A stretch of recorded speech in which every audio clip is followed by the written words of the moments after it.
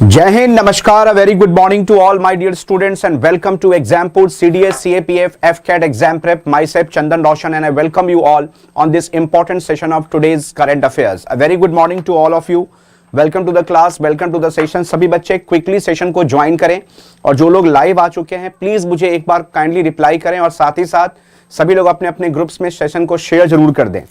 तो welcome to the class. आज 9th मई की करंट अफेयर्स को मैं आप लोगों के साथ डिस्कस करूंगा। So all of you do quickly join the session and reply to me, respond to me. फटाफट सभी लोग आज के सेशन को ज्वाइन करें ताकि आज के इस क्लास को, आज के इस सेशन को मैं आप लोगों के साथ इनिशिएट कर सकूं, स्टार्ट कर सकूं। Very good morning to you all. चलिए, so let's start the class, let's start the session. चलिए, सबसे पहले रिवीजन क्वेश्चन, फ्राइडे के क्वेश्चंस को रिवाइज करेंगे और फिर डिस्कस करेंगे हम लोग आज के करंट अफेयर्स को। पहला क्वेश्चन ये है, the second ALH Mark 3 squadron has been commissioned to, दूसरे ALH Mk3 स्क्वाड्रन को कमीशन किया गया है किसके द्वारा? Indian Air Force, Indian Coast Guard, Indian Army या फिर इंडियन नेवी? ठीक है ना, सभी लोग फटाफट इस क्वेश्चन का आंसर बताइए। सैटरडे तो मैं लेता हूं क्लास बाय कृष्णा चंद्रा, आपको पता नहीं, आप रेगुलर नहीं हो सेशन पे। सैटरडे बिल्कुल क्लास होती है, संडे नहीं लेता हूं मैं, बट सैटरडे तो मैंने हर सैटरडे क्लास होती है करंट अफेयर्स की। आप आते नहीं हो अलग बात है। आपको ध्यान रखना है, जो भारतीय तटरक्षक है यानी कि इंडियन कोस्ट गार्ड है, उन्होंने मैरीटाइम सिक्योरिटी को और इनहेंस करने के लिए, बेहतर बनाने के लिए अभी इंडक्ट किया है किस चीज को? ALH Mk3 स्क्वाड्रन को। ठीक है ना, और ये जो हमारा एयर लाइट, और ये क्या है? हेलीकॉप्टर बेस्ड है। ये क्या है? हेलीकॉप्टर बेस्ड है। और साथ ही साथ आपको ध्यान रखना है, जो ALH Mk3 है, इसको आप क्या लिख सकते हो कि भाई इससे हमारी जो मैरीटाइम सिक्योरिटी है उसको और भी क्या किया जाएगा? बेहतर करने की कोशिश की जाएगी। इसको आपको ध्यान रखना है। चलिए, इसका आंसर बी होगा। अगला सवाल यह है आपके स्क्रीन पे, how many number of assembly constituencies in Jammu and Kashmir have been allocated या allotted by the delimitation commission? जो परिसीमन आयोग है, इनके द्वारा जम्मू और कश्मीर में कितने विधानसभा क्षेत्र आवंटित किए गए हैं? ठीक है ना, पहले आपको पता है कि प्रीवियसली ठीक है ना, कितने सीट्स थे? तो आपको ध्यान रखना है 83 सीट्स थी। और ये जो डिलिमिटेशन कमीशन है, इसमें 3 मेंबर्स थे इसके अंदर, जो रिटायर्ड जज थी सुप्रीम कोर्ट की, उन्होंने इस पर्टिकुलर कमीशन को हेड किया था। सुशील चंद्रा जो हमारे चीफ इलेक्शन कमिश्नर है, वो इस मेंबर के हिस्से थे। और जो जम्मू कश्मीर के इलेक्शन कमिश्नर थे, उनको भी इस डिलिमिटेशन कमीशन का मेंबर बनाया गया था। ठीक है ना, और इस कमेटी को हेड किया गया था किसके द्वारा? तो आपको ध्यान रखना है रंजना देसाई जी के द्वारा। किसके द्वारा? रंजना देसाई जी के द्वारा। तो पहले सीट 83 थी, अब इससे बढ़ा करके कितना किया गया है? तो आप बताओगे 90 सीट्स की गई है। कितनी की गई है? 90 सीट्स की गई है। इसमें से 7 सीट्स जो हैं उसको आपको ध्यान रखना है कि इस पूरे में से, ठीक है ना, आपको ध्यान रखना है कि जो 9 सीट्स हैं इसको रिजर्व किया गया है किसके लिए? ST क्लासेस के लिए। इसको आपको ध्यान रखना है। पहले 83 थी, अब इससे बढ़ाया कितना किया गया है? 90 किया गया है। चलिए, अगला सवाल यह है कि which company has become the 100th unicorn of India recently? पूछा गया है कि हाल ही में कौन सी कंपनी भारत की 100वीं यूनिकॉर्न कंपनी बन गई है। ठीक है ना, हमारा लक्ष्य था 2022-23 में कि हमें हर हाल में 100 यूनिकॉर्न्स बनानी है। और यूनिकॉर्न कंपनीज उनको कहा जाता है जिसकी वैल्यूएशन $1 बिलियन की हो। ठीक है ना, तो आप ये लिख सकते हो यहां पे, startup with valuation of how much? तो आप बताओगे $1 बिलियन। ठीक है ना, तो लगभग मान के चलो कि 7500 करोड़ के वैल्यूएशन की जो कंपनी होगी उसको हम यूनिकॉर्न मानेंगे। और इंडिया की जो 100th यूनिकॉर्न है वो कौन सा है? ओपन, जो कि एक क्या है? तो आप बताओगे नियो बैंक है। ये आपको ध्यान रखना है। ये आपको बता दूं मैं कि 22nd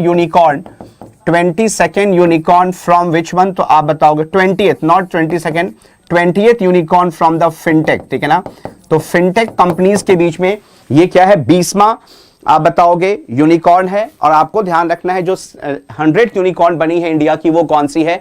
ओपन है। सबसे ज्यादा जो 23 यूनिकॉर्न्स हैं, सबसे ज्यादा आपको ध्यान रखना है जो 23 यूनिकॉर्न्स हैं वो किस सेक्टर से हैं? तो आप बताओगे जो ई कॉमर्स सेक्टर है, यहां से सबसे ज्यादा स्टार्टअप ऐसे हैं जो कि यूनिकॉर्न की लिस्ट में आती है 23। ये ध्यान रखना है, ई कॉमर्स से 23 हैं। ठीक है ना, और आपको ध्यान रखना है जो ओपन है ये 3rd नियो बैंक है, 3rd neo bank unicorn of India. ठीक है ना, third neo bank unicorn of India. और किसके बाद, तो आपको बताना है जीटा, और दूसरा आपको ध्यान रखना है रेजर पे, ठीक है ना।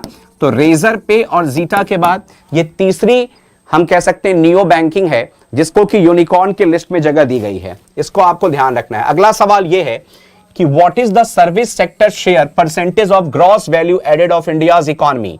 भारत की अर्थव्यवस्था के सकल मूल्य वर्धित में सेवा क्षेत्र का कितना प्रतिशत हिस्सा है, ठीक है ना।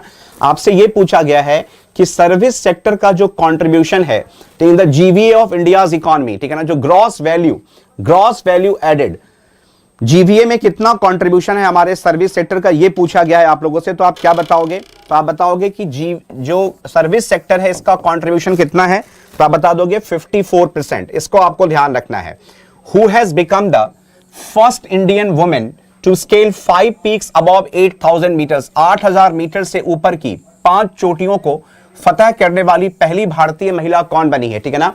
8000 मीटर से ऊपर की 5 चोटियों को फतह करने वाली पहली भारतीय महिला कौन बनी है। First Indian women to scale 5 peaks above the 8000 metres. इन्होंने माउंट एवरेस्ट, आपको ध्यान रखना है कि इन्होंने माउंट एवरेस्ट, इसके बाद आपको ध्यान रखना है मकालू, इसके बाद आपको ध्यान रखना है अन्नपूर्णा, और इसके साथ साथ माउंट किलिमंजारो, ठीक है ना, इन सभी को स्केल किया है। उनका नाम क्या है, तो बताओगे प्रियंका मोहिते, जो कि बिलोंग करती हैं कहां से, तो आप बताओगे सतारा महाराष्ट्र से। ये आपको ध्यान रखना है, सतारा महाराष्ट्र से जो हमारी प्रियंका मोहिते हैं, ये पहली इंडियन वुमेन बनी है। और अभी हाल ही में इन्होंने किसको स्केल किया है, तो आप बताओगे कंचनजंगा, ठीक है ना, कंचनजंगा, जो कि हाईएस्ट माउंटेन पीक है with in the political boundary of India, ठीक है ना।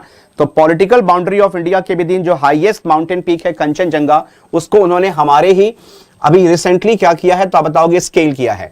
विच institution will soon implement the star rating for the food products. कौन सी संस्थान जल्द ही खाद्य उत्पादों के लिए स्टार रेटिंग को लागू करने जा रही है, ठीक है ना।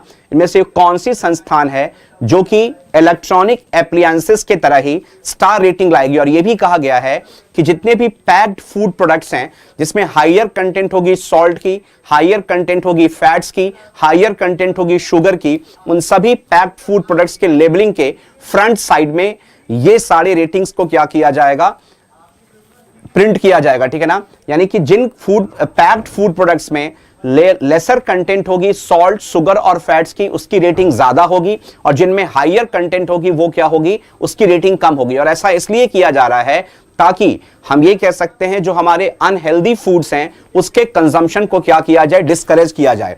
और आपको बता दूं मैं, जो food safety and standards authority of India है, food safety and standards authority of India है, जिसको आप लोग FSSAI कहते हैं, food safety and standards authority of India, इसके द्वारा इसे जल्द ही क्या किया जाएगा, लागू किया जाएगा। In which city India's first flow chemistry technology hub has been open recently. हाल ही में भारत का पहला फ्लो केमिस्ट्री टेक्नोलॉजी हब किस शहर में खोला गया है। फ्लो केमिस्ट्री टेक्नोलॉजी हब अभी हाल ही में भारत के किस शहर में स्टार्ट की गई है। Nivedita Sharma ji, very good morning, नमस्कार। और जितने लोग लाइव हैं सभी लोग एक बार सेशन को लाइक करें और शेयर करें। जितने लोग लाइव आ चुके हैं सभी बच्चे प्लीज सेशन को एक बार शेयर कर दो और लाइक कर दो, ताकि मैक्सिमम बच्चे इस सेशन को अटेंड कर सकें, ठीक है ना। और आप लोग बिना किसी नोटिफिकेशन से मंडे टू सैटरडे, बिना किसी नोटिफिकेशन के मंडे टू सैटरडे इस क्लास में लाइव आ जाया कीजिए सुबह 8 बजे। तो आपको ध्यान रखना है हैदराबाद, जो कि पार्ट है किसका, तो आप बताओगे तेलंगाना का, ठीक है ना। तो तेलंगाना के हैदराबाद में भारत का पहला फ्लो केमिस्ट्री टेक्नोलॉजी लैब जो है उसे क्या किया जाएगा, ओपन किया जाएगा। वाकुटा पोर्पोइज, जो वाकुटा पोर्पोइज है ये कहां पाए जाते हैं। ये जो वाकुटा पोर्पोइज है ये आपको ध्यान रखना है स्मॉलेस्ट मेरीन मैमल है, ठीक है ना। इसको ध्यान रखना है, स्मॉलेस्ट आप कह सकते हो मेरीन मैमल है, और इसकी संख्या अब 10 से भी क्या हो चुकी है, कम हो चुकी है अपने हैबिटेट में, या जहां पे इनका आप कह सकते हो सर्वाइवल होती है। और ये सबसे अधिक कहां पे पाए जाते हैं, तो क्या बताओगे, गल्फ ऑफ कैलिफोर्निया में। कहां पे, तो आपको ध्यान रखना है गल्फ ऑफ कैलिफोर्निया में, ठीक है ना। तो जहां इनका निवास स्थान है वहां पे। और आपको बता दूं मैं कि जो वाकुटा पोर्पोइज है इसे क्या कहा गया है, एंडेंजर्ड।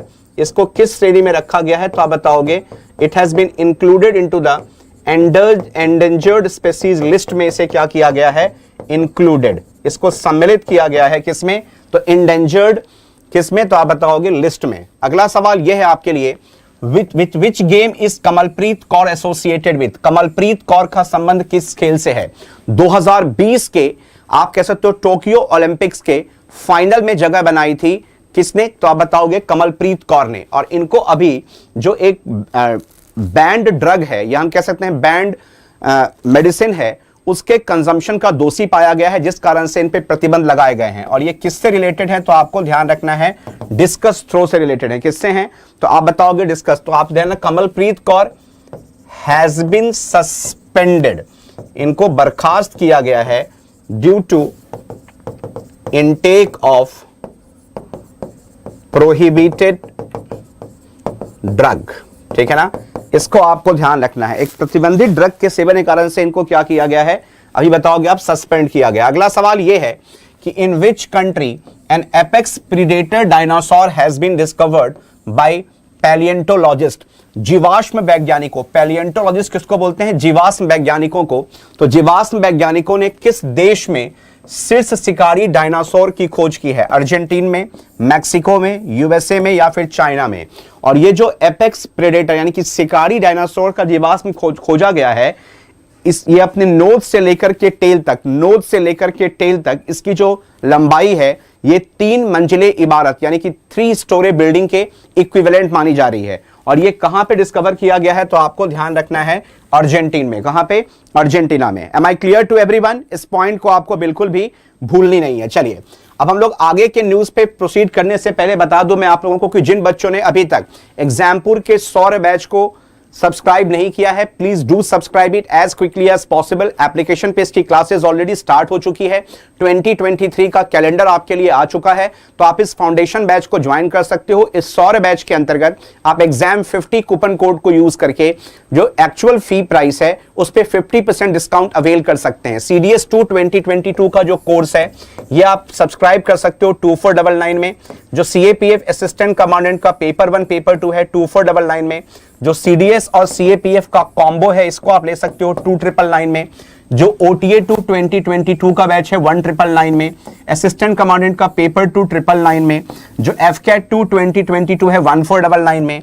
और यदि आपको CDS, CAPF और FCAT इन तीनों का कंबाइंड बैच चाहिए तो आप इसको ले सकते हो 3499 में। Am I clear to all of you, इसको आपको ध्यान रखना है। चलिए let's start with the today's news. अब सबसे बड़ी चीज जो है, भारत जा रहा है यूनाइटेड नेशंस की जो सिक्योरिटी काउंसिल है उसके एक्सपेंशन की मांग कर रही थी।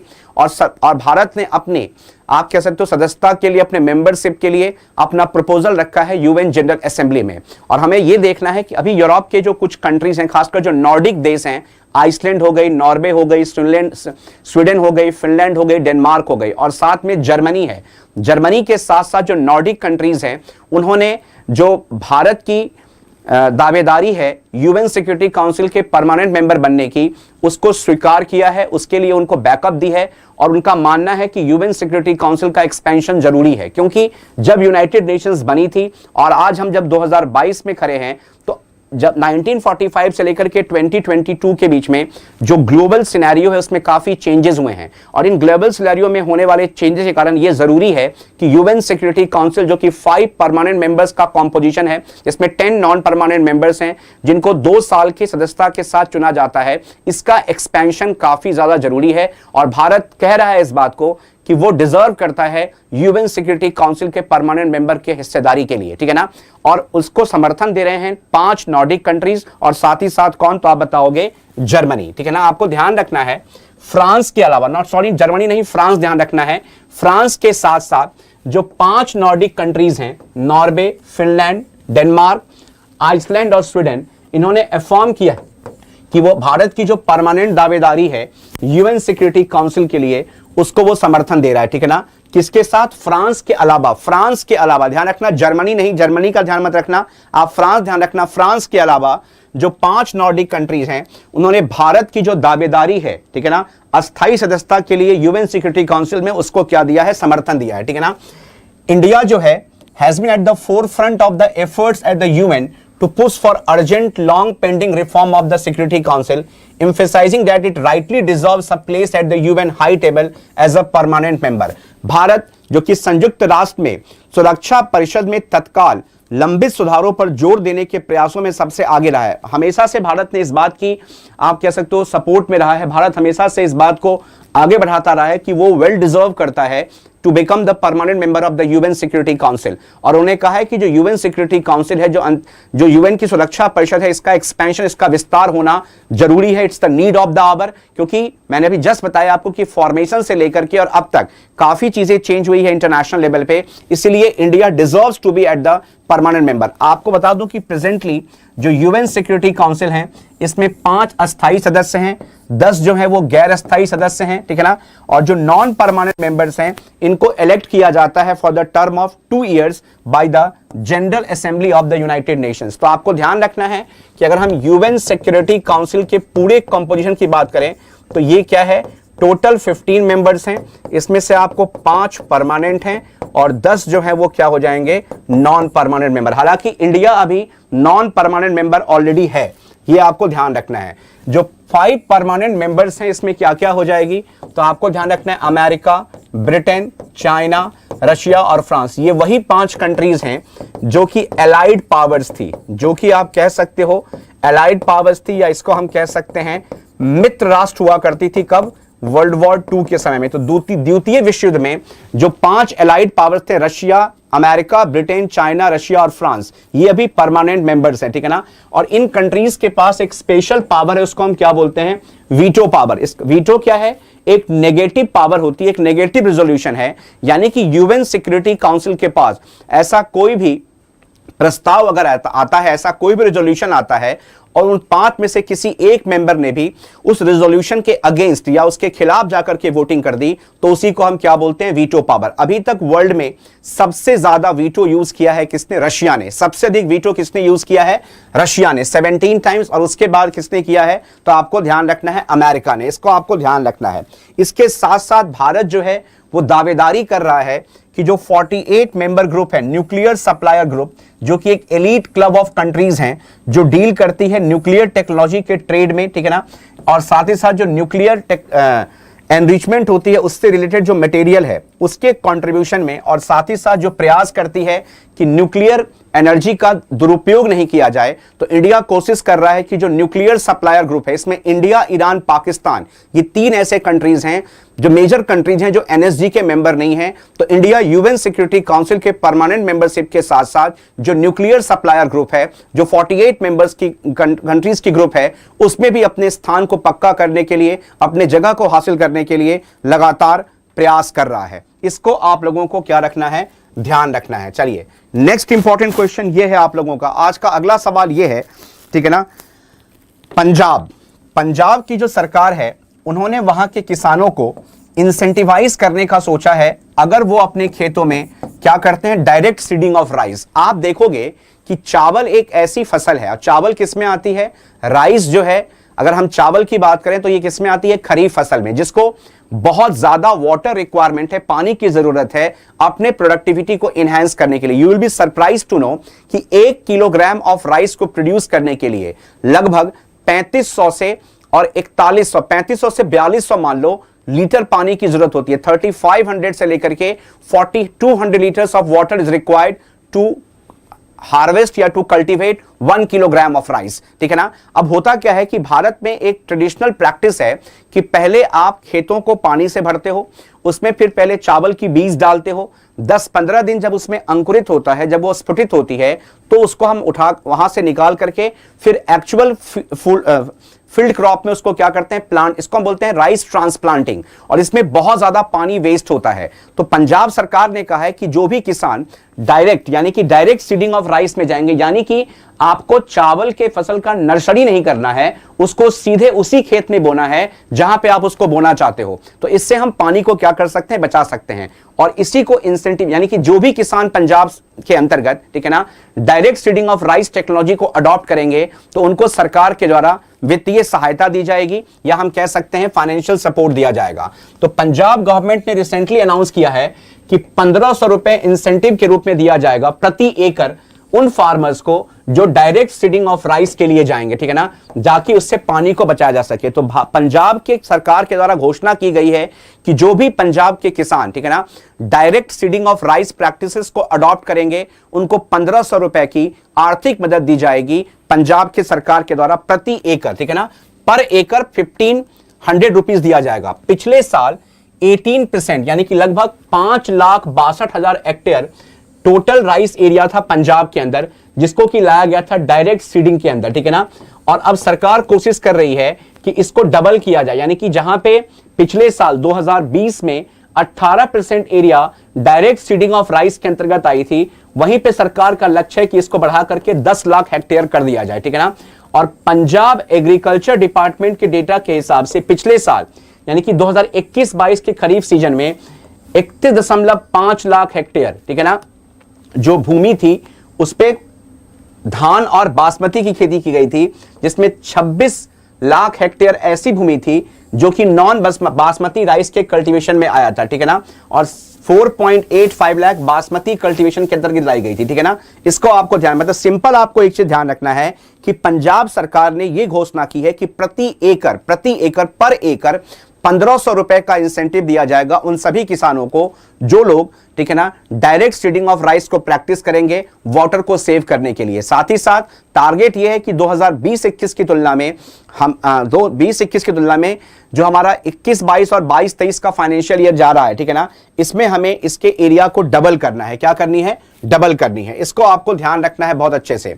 और जो पंजाब एग्रीकल्चर यूनिवर्सिटी है लुधियाना की, उसके स्टडीज के हिसाब से लगभग 3600 से लेकर के और 4200 लीटर्स 4125 4100 मान लो 3600 से लेकर के 4100 लीटर ऑफ वाटर रिक्वायर होती है to grow 1 kg of rice depending upon the variety of paddy, ठीक है ना। तो धान के किस्म के आधार पर, ठीक है ना, अमूमन ऑन एन एवरेज 3600 से लेकर के 4100 लीटर पानी, कितना? 3600 से लेकर के 4100 लीटर पानी की जरूरत होती है। किस चीज के लिए? 1 kg ऑफ राइस को क्या करने के लिए? कल्टीवेट करने के लिए, ठीक है ना। और यदि धान के को पकने में अधिक समय अगर लगता है, अगर long duration quality of seeds है, तो वो ज्यादा पानी क्या करती है? कंज्यूम करती है, ठीक है ना। आपको ध्यान रखो पंजाब में 32% एग्रीकल्चर लैंड ऐसे हैं जहां पे पैडी को कल्टीवेट किया जाता है फॉर लॉन्ग ड्यूरेशन, और लॉन्ग ड्यूरेशन में कितने दिन लगते हैं?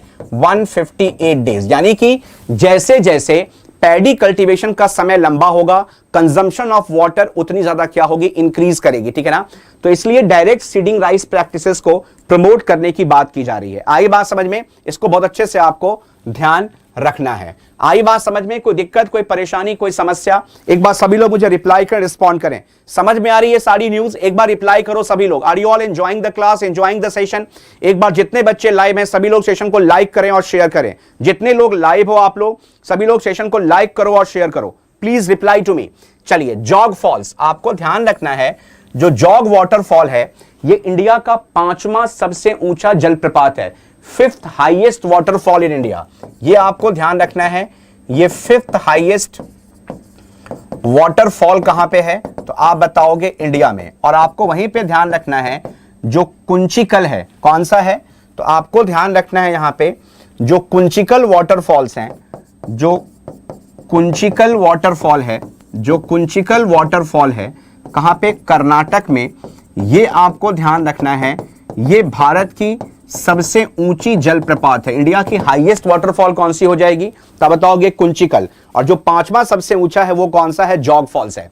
ये इसलिए विवाद में है, इसलिए चर्चाओं में है क्योंकि जो कर्नाटक की स्टेट गवर्नमेंट है उन्होंने ये कहा है कि जॉग फॉल्स का, जहां पे जॉग फॉल्स लोकेटेड है उसके आसपास का जो एरिया है वहां पे पब्लिक वर्क्स डिपार्टमेंट का एक गेस्ट हाउस है, उसको कहा गया है कि उसको डेमोलिश करना है और डेमोलिश करके वहां पे एक 5 स्टार होटल को क्या करना है? बनाना है। और इस पर केंद्र सरकार ने क्या कर दी है? तो आप बताओगे रोक लगा दी है। इस कारण से ये चर्चाओं में है। तो कर्नाटक का जो वन विभाग है उन्होंने सपोर्ट किया है कि जो जॉग फॉल्स की विकास परियोजना है उसको रेकमेंड किया गया था और उसको एनवायरमेंटल क्लियरेंसेस दी गई थी एक 5 स्टार होटल को क्या करने के लिए? बनाने के लिए। लेकिन केंद्र सरकार ने इस पर प्रश्न उठा दिए हैं और यह पूछा है कि क्या इस ऑर्डर को पास करने से पहले, यानी कि जॉग फॉल्स जहां पे लोकेटेड है उसके आसपास के क्षेत्र में आप कह सकते हो जो कंस्ट्रक्शन करने की इजाजत दी गई है कर्नाटक के वन विभाग के द्वारा, कर्नाटक के एनवायरमेंट मिनिस्ट्री के द्वारा, तो उस पर केंद्र ने यह सवाल उठा दिया है कि क्या प्रॉपर स्टडी की गई है, क्या इसके कॉन्सिक्वेंसेस के बारे में बताया गया है कि यदि यहां पे डेवलपमेंट वर्क्स कैरी किए जाते हैं तो इससे वहां की जो पारिस्थितिकी है, वहां का जो इकोसिस्टम है, वहां का जो एनवायरमेंट है, उस पे इसका क्या कॉन्सिक्वेंसेस होगा, इसका क्या दुष्प्रभाव होगा। तो केंद्र सरकार ने कर्नाटक सरकार के उस ऑर्डर को एक धक्का दिया है, एक चोट पहुंचाई और कहा है कि कर्नाटक की राज्य सरकार ने जो ये फैसला सुनाया है कि जॉग फॉल्स के एरियाज में जो भी गेस्ट गवर्नमेंट गेस्ट हाउस है उसको डेमोलिश करके और जो 5 स्टार होटल बनाओगे, इससे पहले आपको प्रिंसिपल अप्रूवल लेनी चाहिए थी केंद्र सरकार से, ठीक है ना। कर्नाटक सरकार ने एक प्रपोजल सबमिट किया था जिसमें यह कहा था कि 0.85 हेक्टेयर ऑफ फॉरेस्ट लैंड जो कि पड़ता है कहां पे, नदावाड़ा, कहां पर है तो आप बताओगे। ये जो एरिया है वो कहां पर है तो आप बताओगे कौन से जिला में, तो नदवादा, ये नदवादा है वो एरिया, ठीक है ना, जो विलेज है सागर तालुक ऑफ द कर्नाटका में। वहां पे कहा गया है कि 0.85 हेक्टेयर्स ऑफ लैंड को डाइवर्ज करते हुए वहां पे एक 5 स्टार होटल को बनाया जाए और वहां पे जो पीडब्ल्यूडी की गेस्ट हाउस है उसको वहां से क्या कर दिया जाए, डेमोलिश कर दिया जाए, ठीक है ना। और ये जो होटल का डेवलपमेंट था, ठीक है ना, जॉग फॉल्स एरिया में, इसकी इजाजत दी गई थी किसके द्वारा, कर्नाटक के राज्य सरकार के द्वारा। यहां पे केंद्र सरकार से कोई भी परमिशन नहीं ली गई थी, ठीक है ना। कर्नाटक सरकार ने कहा था कि जो एग्जिस्टिंग पीडब्ल्यूडी गेस्ट हाउस है उसको तोड़ करके और वहां पे 5 स्टार होटल बनाओ, ठीक है ना। और जो ministry of environment and forest है, ठीक है ना, has sought to know whether any approval was taken under Forest Conservation Act 1980 or not for the construction of the existing structure of on the forest land। और केंद्र सरकार ने और ministry of environment और फॉरेस्ट ने ये कर्नाटक राज्य सरकार से ये पूछा है कि जो मौजूदा संरचना है गेस्ट हाउस की उसको हटा करके और जो नया 5 स्टार होटल बनाने का ऑर्डर दिया गया, क्या इससे पहले जो हमारा वन सुरक्षा अधिनियम है, जो फॉरेस्ट कंजर्वेशन एक्ट है 1980 का, उसके हिसाब से, उसके अकॉर्डिंग उस ऑर्डर को फॉलो किया गया है या नहीं किया गया है, इस पे सवाल उठा दिया है, ठीक है ना। आपको ध्यान दूं कि जितने भी कंपोनेंट्स हैं इस डेवलपमेंट प्रोजेक्ट को, उसमें जो फॉरेस्ट लैंड है उसका बहुत ज्यादा हिस्सा कवर होना है, ठीक है ना, जो कि एक इको सेंसिटिव जोन है, ठीक है ना। और यदि इसको एक्सपेंड किया गया इस शरावती वैली में, ठीक है ना, तो यहां पे जो लॉइन टेल्ड मार्क सेंचुरी है इस पे इसका प्रभाव पड़ सकता है, ठीक है ना। तो ये जो मकॉक अभ्यारण्य है कहां पे, श्रावती में, और ये वही श्रावती रिवर है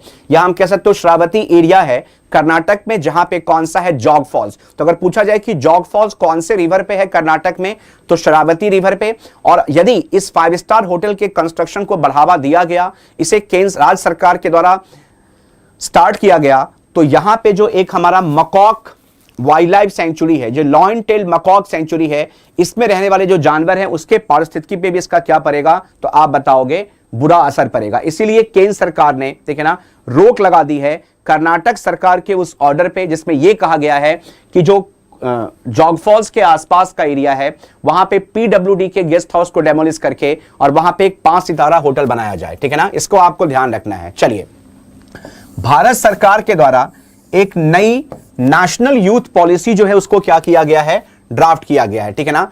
तो गवर्नमेंट ऑफ इंडिया ने एक नई नेशनल यूथ पॉलिसी बनाई है, ठीक है ना, जिसमें 10 साल का एक विजन रखा गया है इंडिया के यूथ डेवलपमेंट के लिए। तो भारत के युवाओं के बेहतर विकास के लिए 10 साल के लिए एक यूथ पॉलिसी बनाई गई है और जिसे 2030 तक क्या किया जाएगा, तो आपको ध्यान रखना है, अचीव किया जाएगा, ठीक है ना।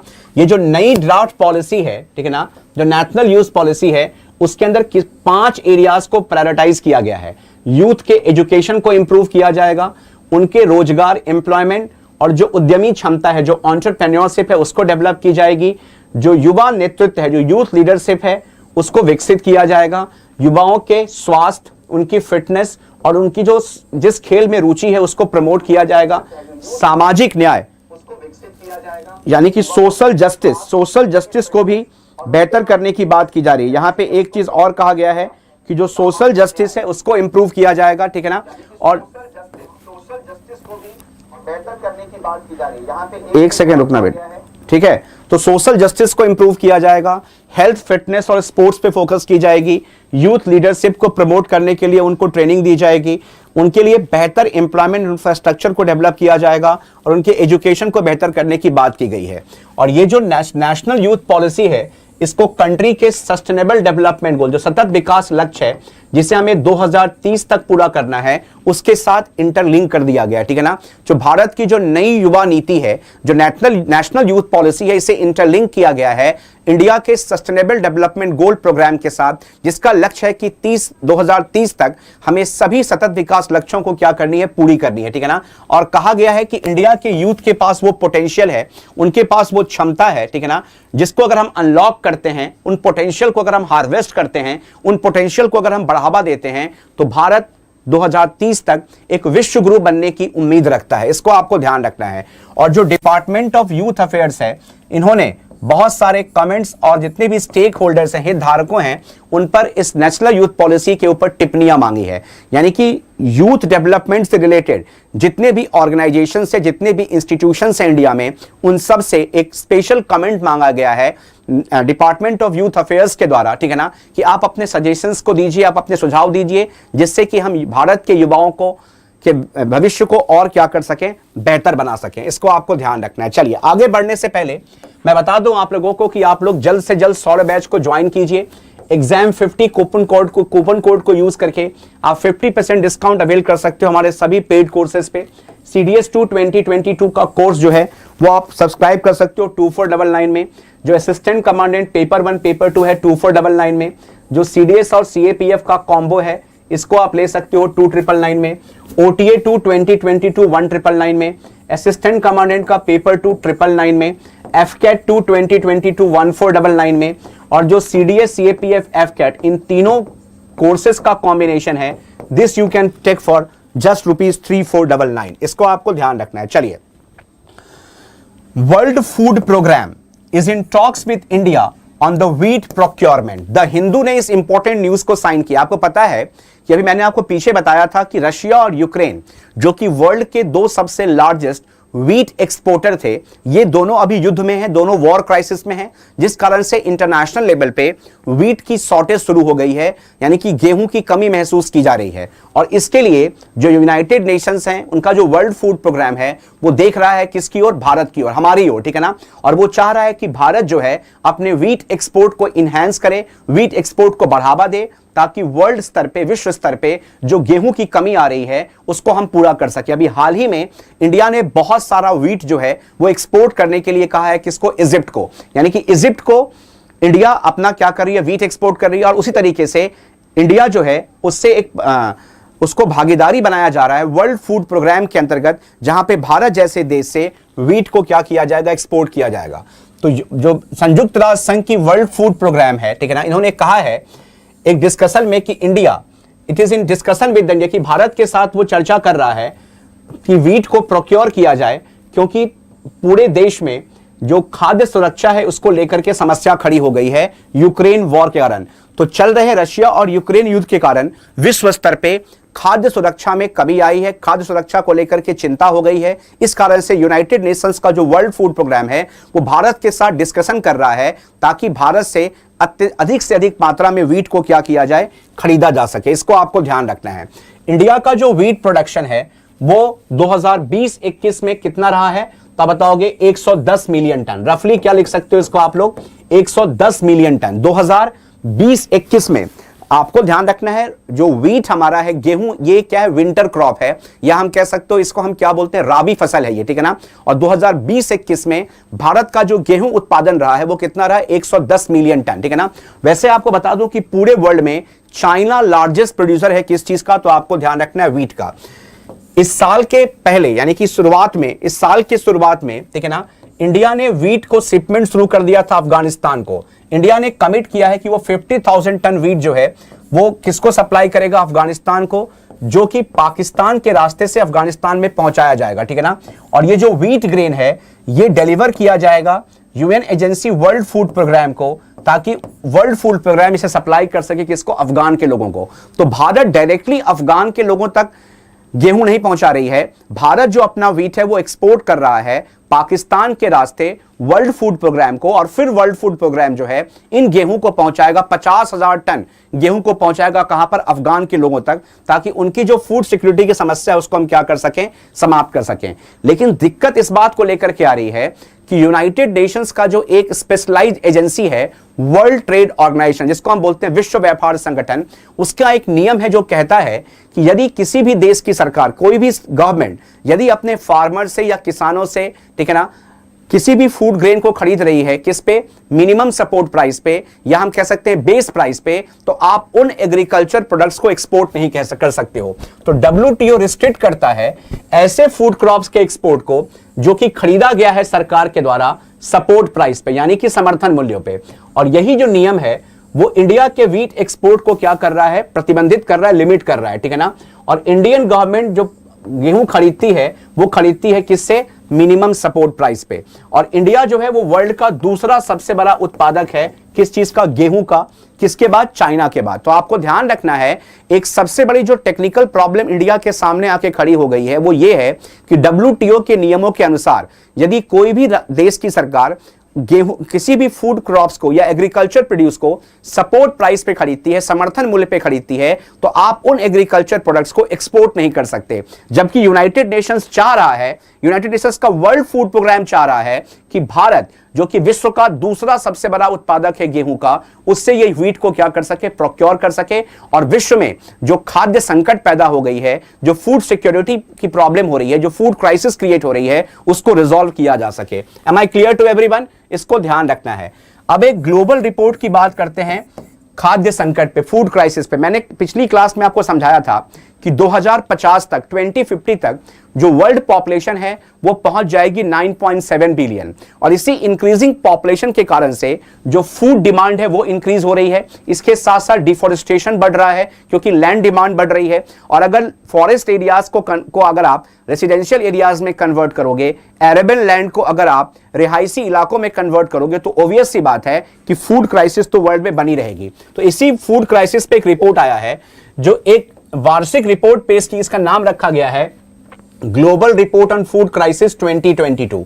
तो ये जो global report on food crisis 2022 है, इसे लॉन्च किया गया है global network against food crisis, GNAFC, global network against food crisis.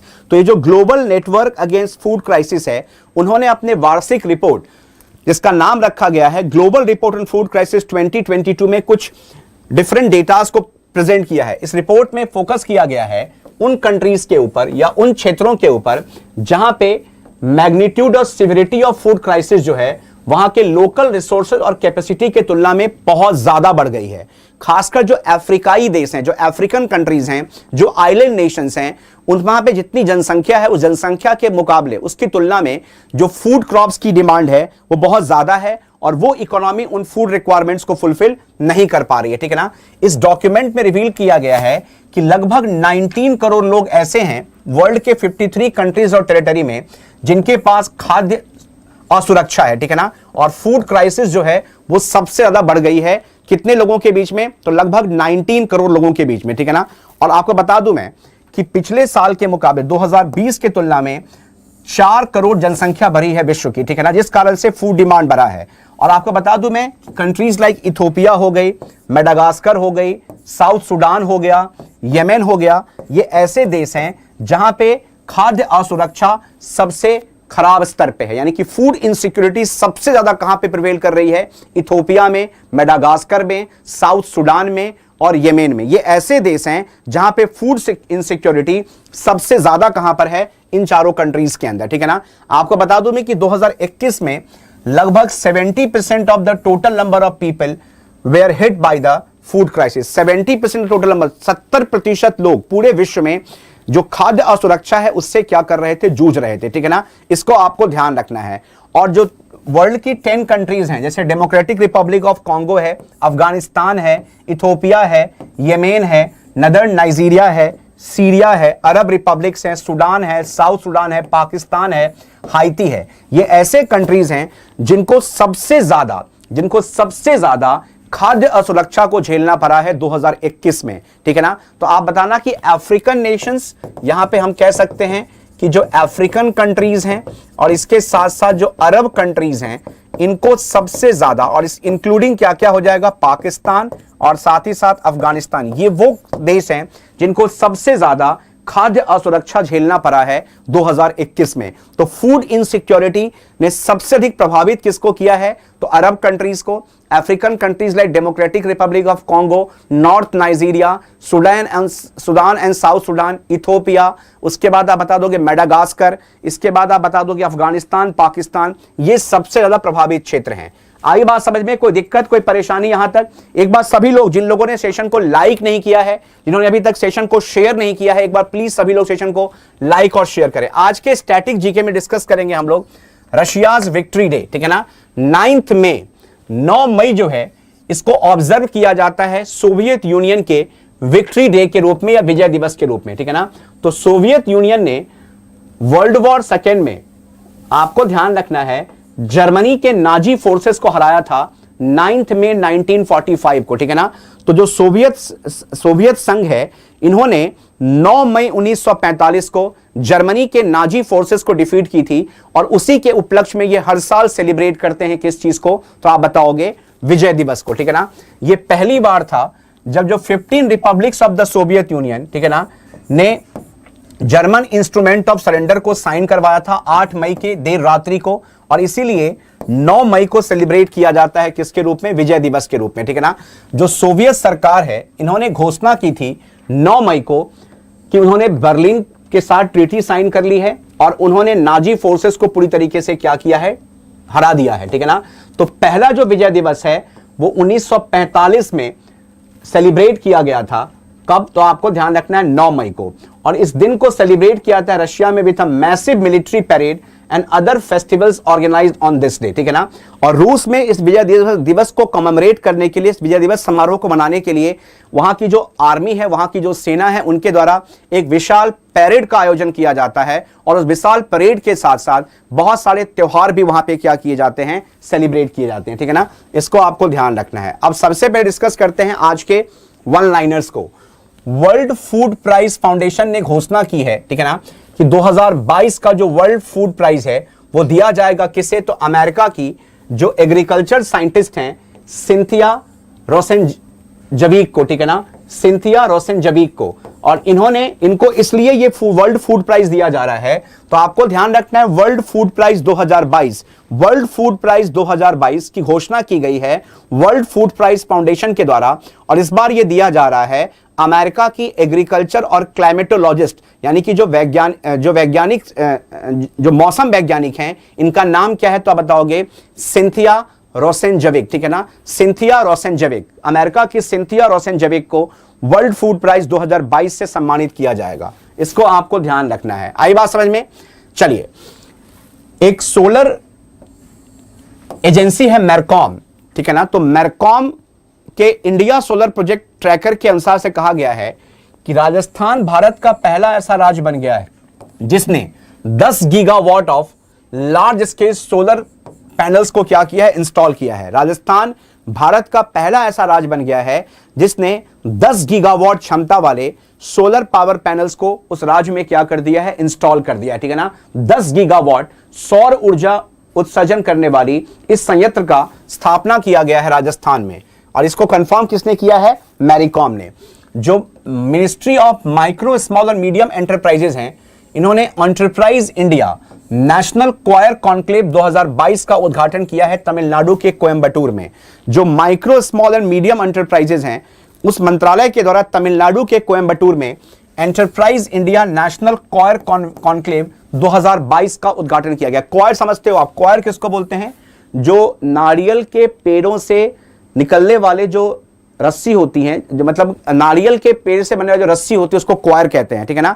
तो आपको ध्यान रखना है enterprise India national coir conclave कहां पे उद्घाटन की गई है, तो बताओगे तमिलनाडु के कोयंबटूर में। और कोविड-19 के मद्देनजर जो हमारा 19th एशियन गेम्स जो कि होने वाला था हांगझाओ चाइना में, तो Hangzhou Asian games in China इसको पोस्टपोन कर दिया गया है अनिश्चित काल के लिए over the spreading Omicron variant in China. China में फिर से जो ओमिक्रॉन वेरिएंट है कोविड का या कोरोना वायरस का, वो बहुत तेजी से फैल रहा है। इसको ध्यान में रखते हुए जो हमारी 19वीं एशियाई खेल थी, जो 19th एशियन गेम्स थी, उसको सस्पेंड कर दिया गया है। कहां पे? हुआंगजाओ चाइना में। तो चीन के हुआंगजाओ में होने वाले 19वीं, हुआंगजाओ चीन में होने वाले 19वीं आप कह सकते हो जो एशियाई खेल है, इसको क्या किया गया है? सस्पेंड कर दिया गया है अनिश्चित काल तक के लिए, ठीक है ना। और इलाहाबाद हाईकोर्ट ने कहा है कि ऐसा कोई लॉ अभी तक सेटल नहीं किया गया है एपेक्स कोर्ट में कि अगर आप लाउड स्पीकर्स को मस्जिदों में यूज करते हो, ठीक है ना, या उसको हटाते हो, is protected by the fundamental rights. तो इलाहाबाद की जो उच्च न्यायालय है, इन्होंने टिप्पणी की है कि कानून अब तक तय नहीं कर पाया है कि मस्जिदों में जो लाउड स्पीकर का उपयोग होता है वो मौलिक अधिकारों द्वारा संरक्षित नहीं है, ठीक है ना। यानी कि लाउड स्पीकर को यूज करना या लाउड स्पीकर को हटाना, इसको आप फंडामेंटल राइट्स की अवहेलना नहीं मान सकते हो, क्योंकि अभी तक ऐसा कोई भी इंटरप्रिटेशन नहीं किया गया है सुप्रीम कोर्ट के द्वारा या किसी अन्य हाई कोर्ट के द्वारा कि जो मस्जिदों में उपयोग की जाने वाली या यूज की जाने वाली लाउड स्पीकर जो है वो आपके फंडामेंटल राइट को प्रोटेक्ट करती है। इसको आपको ध्यान रखना है। तो बच्चों फटाफट आप लोग एग्जाम 50 कोड को यूज करके और ज्वाइन कीजिए हमारे सौर बैच को। आप CDS 2 2022 को 2499 में सब्सक्राइब कर सकते हो। जो असिस्टेंट कमांडेंट का पेपर 1 पेपर 2 है, इसको आप 2499 में, और CDS और CAPF का जो कॉम्बिनेशन है इसको आप ले सकते हो 2999 में। जो OTA 2 है वो 1999, जो असिस्टेंट कमांडेंट है वो का पेपर 2 वो 999, जो FCAT 2 2022 है 1499, और जो CDS CAPF FCAT इन तीनों का कॉम्बिनेशन है इसको आप ले सकते हो 3499 में, ठीक है ना। तो ये थी हमारी आज की करंट अफेयर्स की क्लास। मुलाकात होगी आप लोगों से आज दोपहर 1 बजे। आज दोपहर 1 बजे मैं आप लोगों को YouTube पे स्टैटिक जीके कराने वाला हूं, जिसमें आज डिस्कस करेंगे नेशनल पार्क और वाइल्ड लाइफ सेंचुरी के बारे में। तो अगर आप 1 बजे फ्री हो तो मेरे साथ YouTube पे आज जुड़ सकते हो आप लोग स्टैटिक जीके के लिए। इस पूरे वीक मैं आप लोगों को स्टैटिक जीके कराऊंगा, ठीक है ना। और बहुत जल्द मैं आप लोगों के लिए मिक्स्ड क्वेश्चन भी लेकर के आने वाला हूं, हिस्ट्री, ज्योग्राफी, इकोनॉमी, पॉलिटी की जो प्रैक्टिस कराऊंगा मैं आपको YouTube के ऊपर, ठीक है ना। तो आज मिलते हैं दोपहर 1 बजे और कल सुबह 8 बजे मुलाकात होगी करंट अफेयर्स के इसी सेशन पे। तब तक बहुत अच्छे से अपना ख्याल रखिए। Do take very good care of yourself और अपने आसपास साफ सफाई बनाए रखिए। जय हिंद, जय भारत, ठीक है ना। Thank you so much guys, love you all, bye bye and take care.